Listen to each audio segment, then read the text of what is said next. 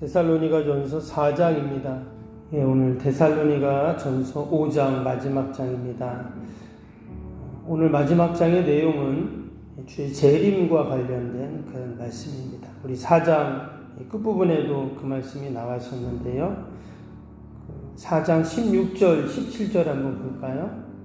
4장 16절, 17절 한번 보시면 재림할 때 어떤 현상들이 일어나는가 우리가 이걸 잘 알아놔야 됩니다. 왜 그렇죠? 정말 주님 재림했는데 했는지 안 했는지 모르면 안 되잖아요. 그러니까 우리가 재림할 때, 주님이 재림할 때 어떤 일들이 일어나는가를 잘 알고 있어야 되는데 4장 16절 17절 한번 보시면 주께서 호령과 천사장의 소리와 하나님의 나팔 소리로 친히 하늘로부터 강림하시리니 그리스도 안에서 죽은 자들이 먼저 일어나고 그 후에 우리 살아남은 자들도 그들과 함께 구름 속으로 끌려 올려 공중에서 주를 영접하게 하시리니 그리하여 우리가 항상 주와 함께 있으리라. 여기 보니까 주님이 재림할 때 어떤 일들이 일어나는가, 하늘에서 큰 음성이 들린다고 했습니다. 또 나팔 소리가 들린다고 했죠. 무엇보다 예수님을 믿고 먼저 죽은 사람들이 다 부활한다고 했어요. 그리고 우리 믿는 성도들은 죽지 않고 공중으로 들림받는다. 그래서 주님과 함께한다. 이렇게 지금 이야기를 합니다. 여러분, 우리가 이 말씀을 읽으면 어떻습니까? 참 신비하다는 그런 생각을 하게 됩니다.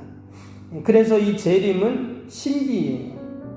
우리 이성과 또 어떤 경험과 과학으로 우리가 이것을 절대 이해할 수가 없다라는 거예요. 그렇기 때문에 세상 사람들은 그런 게 뭐가 있어? 이제 이렇게 생각을 하는 거예요. 아주 신비하니까. 근데 여러분, 지금 재림과 함께 뭐가 같이 이루어지냐면 부활이 같이 이루어진다 지금 그랬잖아요. 먼저 죽은 자들이 지금 부활하는 그런 일들이 일어나게 됩니다. 그래서 부활, 재림은 절대 인간의 지식과 또 인간의 경험으로는 이해할 수 없는 일들이, 왜 그러냐? 신의 영역이기 때문에 그렇습니다. 그러니까 우리는 인간의 영역 속에서 살고 있기 때문에 신의 영역은 어때요? 모르는 거잖아요. 그러니까 사람들은 있긴 뭐가 있어, 그런 게 뭐가 있어, 이렇게 이제 생각을 한다는 거예요. 그러나 분명히 하나님의 역사, 하나님의 부활의 역사, 또 재림의 역사가 있다 하는 것을 성경은 기록하고 있습니다. 오늘 1절 2절 한번 보겠습니다. 5장 1절 2절입니다. 형제들아, 때와 시기에 관하여는 너희에게 쓸 것이 없음은 주의 날이 밤에 도둑같이 이를 줄 너희 자신이 자세히 알기 때문이라. 그래서 주의 날은 바로 재림의 날을 말합니다. 그날이 밤에 도적같이 임한다 그랬어요. 이 말은 언제 오는지 잘 우리는 알 수가 없다 이 말이에요. 도적이 오는 것을 알리고 올 수는 없잖아요. 그래서 마치 도적같이 온다는 것은 생각하지 못한 때에 분명히 온다라는 거예요. 근데 이 말씀이 왜 그럼 하나님께서 그날이 도적같이 온다고 하셨을까? 이어지는 4절에 보면 이렇게 말했어요. 형제들아, 너희는 어둠에 있지 아니하매 그날이 도적같이 너희에게 임하지는 못하리니. 주의 재림이 도적같이 온다고 했는데 그것이 우리하고는 상관없고 어때요? 믿지 않는 자들에게, 그들에게 임하지 우리에게는 도적같이 임하는 것이 아니라 우리는 주의 재림이 오실 때를 분명히 알 수 있다는 말입니다. 그래서 이 말씀은 우리에게 너무나 큰 은혜가 돼요. 만약에 주님이 재림하셨는데 아무도 모른다. 그럼 어때요? 그러면 주님의 재림과 우리는 아무 상관이 없어요. 그러나 우리 믿는 자에게 우리가 재림신앙을 갖자, 부활신앙을 갖자 하는 말은 뭐예요? 주님의 재림을 잘 준비하고 주님이 오실 때 그것을 우리가 맞이한다라는 말이거든요. 근데 믿지 않는 자들에게는 그날이 도적같이 오지만 우리에게는 당연히 주님의 재림을 알 수 있다. 여러분, 이것이 바로 은혜이고 축복인 줄로 믿습니다. 그럼 우리가 주의 재림을 어떻게 준비해야 될까? 예전에는 그 주의 재림을 준비하는 것을 오해한 적이 있었습니다. 그래서 어떻게 했어요? 회사도 안 가고 학교도 안 가고 일도 안 하고 그냥 언제 몇 시에 어디서 주님 재림하니까 그때 주님 만나야 돼. 막 이런 일들도 있었잖아요. 그렇죠? 근데 오늘 말씀을 가만히 읽어보면 재림신앙이라는 게 뭔가, 어떻게 우리가 주님을 재림을 준비할 수 있는가를 분명히 알 수가 있습니다. 먼저 우리 5절 볼까요? 5절에 뭐라 그랬냐면, 5절에 보면 너희는 다 빛의 아들이요 낮의 아들이라 우리가 밤이나 어둠에 속하지 아니하나니. 8절에도 우리는 낮에 속하였으니 그랬습니다. 여기 보면 우리들이 누구인지를 먼저 분명하게 이야기해 주고 있어요. 여러분, 내가 누구인지 알아야 내가 뭘 할 수가 있죠. 그럼 내가 경찰입니다. 그러면은 내가 뭘 해야 돼요? 도둑 잡는 일을 해야 되겠죠. 내가 소방관이에요. 그러면 불 끄는 일을 해야 되겠죠. 그래서 내가 누구인지를 우리가 분명히 알아야 된다는 거예요. 근데 우리는 누구냐? 내가 누구냐? 우리는 다 빛의 아들들.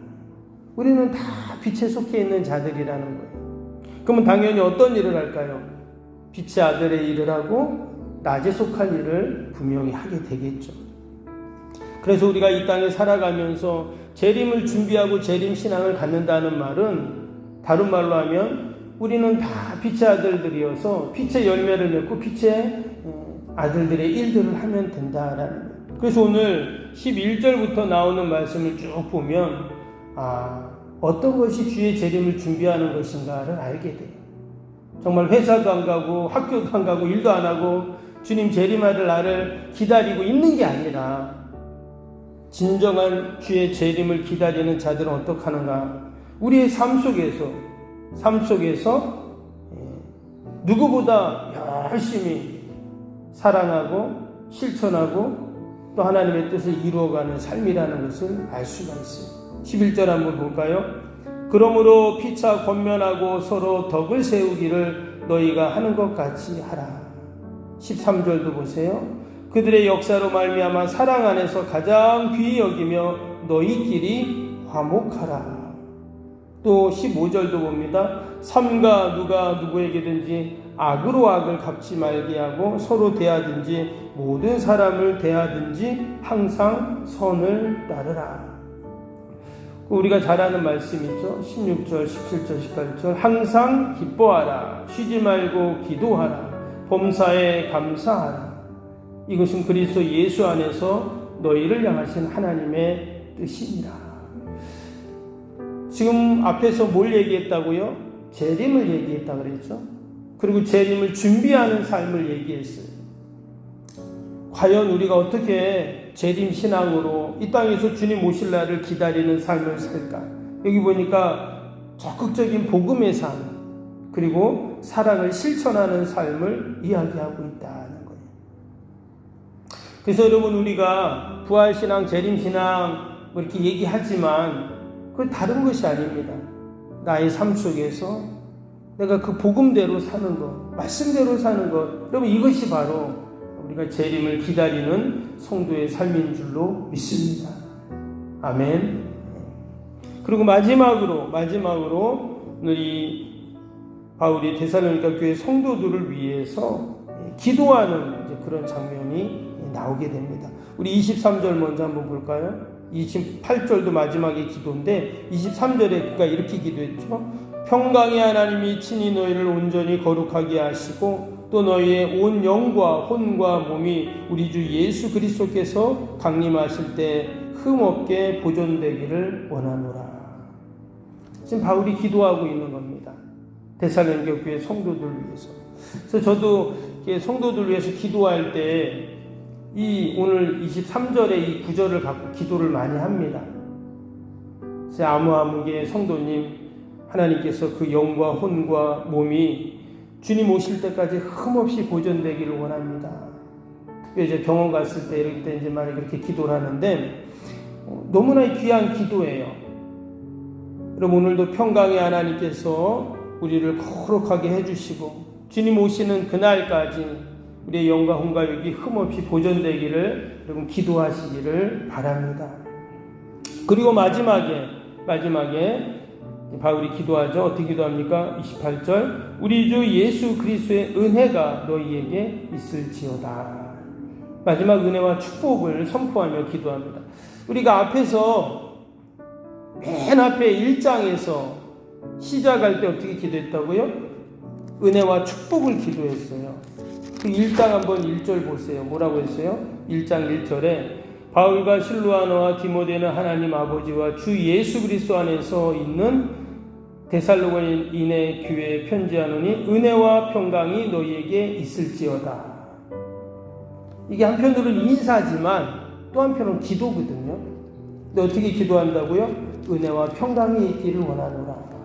그리고 마지막에도 하나님의 은혜가 있기를 구하노라. 참 너무나 귀한 기도예요. 그래서 우리 그리스도인들은 만나는 자들마다 또 내가 아는 모든 자들에게 은혜와 축복을 선포하고 기도하는 자들입니다. 오늘도 저와 여러분 모든 우리가 만나는 자들에게 하나님의 은혜와 내가 받은 은혜와 축복을 나누고 전하는 축복의 통로가 꼭 되시기를 바랍니다. 또 이 새벽에도 우리가 함께 기도할 때 그런 축복의 기도를 할 때 하나님께서 우리의 기도를 다 들으시고 응답해 주실 줄로 믿습니다. 또 오늘도 우리 말씀 생각하면서 우리 함께 주일 기도 함께 기도하도록 하겠습니다.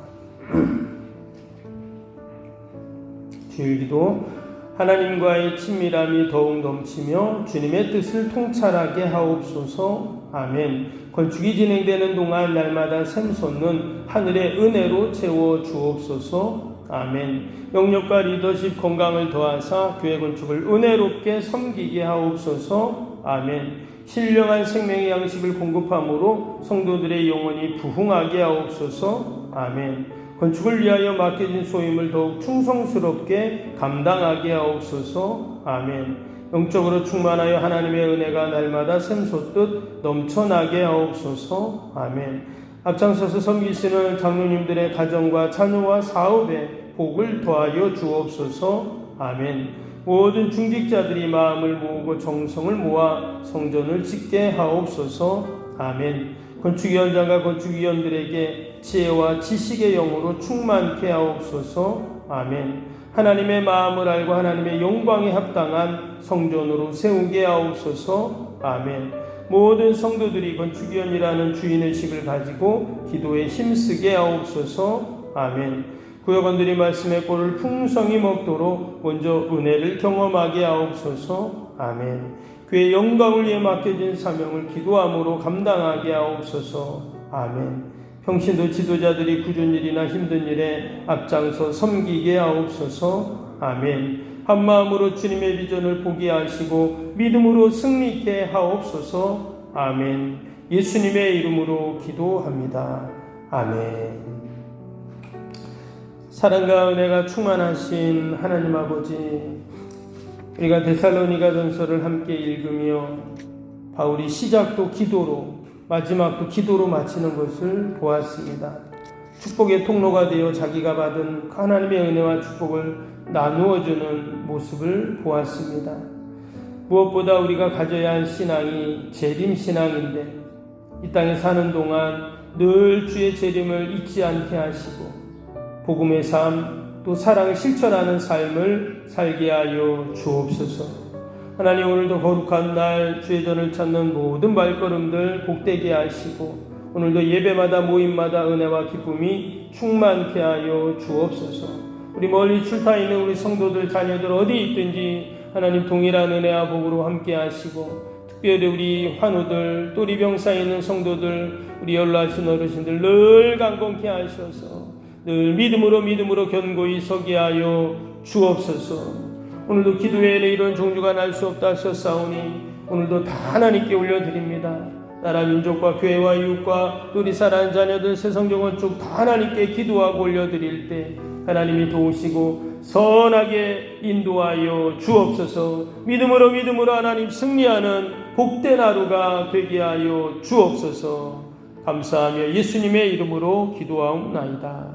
아멘. 하늘에 계신 우리 아버지의 이름을 거룩하게 하시며 아버지의 나라가 오게 하시며 아버지의 뜻이 하늘에서와 같이 땅에서도 이루어지게 하소서. 오늘 우리에게 일용할 양식을 주시고 우리가 우리에게 잘못한 사람을 용서하여 준 것 같이 우리 죄를 용서하여 주시고 우리를 시험에 빠지지 않게 하시고 악에서 구하소서. 나라와 권능과 영광이 영원히 아버지의 것입니다. 아멘.